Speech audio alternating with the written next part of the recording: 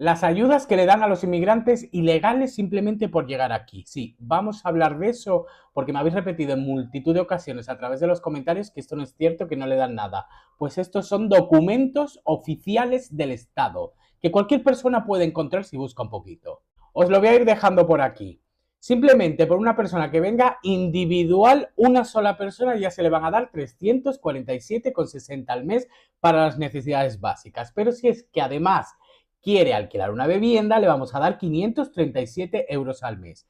Que si no estoy equivocado, esto en un total ya estamos en 884,60. Y todo esto sin haber cotizado un solo día. Y esto es una persona que venga sola, porque si vienen en familia, cuanta más gente sea, más se incrementa este dinero. Y atención a esto porque eso ya es buenísimo. Vamos, este es reírse ya en toda la cara de la gente. Pago abono transporte mensual durante un periodo máximo de 6 meses. Sí, señor. El transporte público que te dijo de usar Pedro Sánchez en vez de tu Lamborghini para este señor que acaba de llegar al país sin cotizar un solo euro, durante 6 meses va a ser completamente gratis. Y ahora vamos con la sanidad, que esto os va a hacer ya muchísima gracia.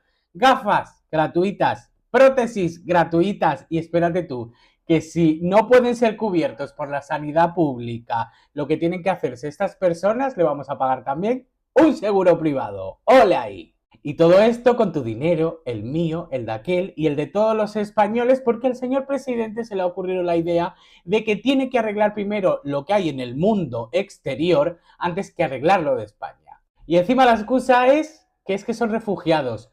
¿Refugiados de qué? Si la mayoría que llegan también son de Marruecos. Refugiados donde tienen a Mohamed VI, que encabeza la lista Forbes como el más millonario de toda África.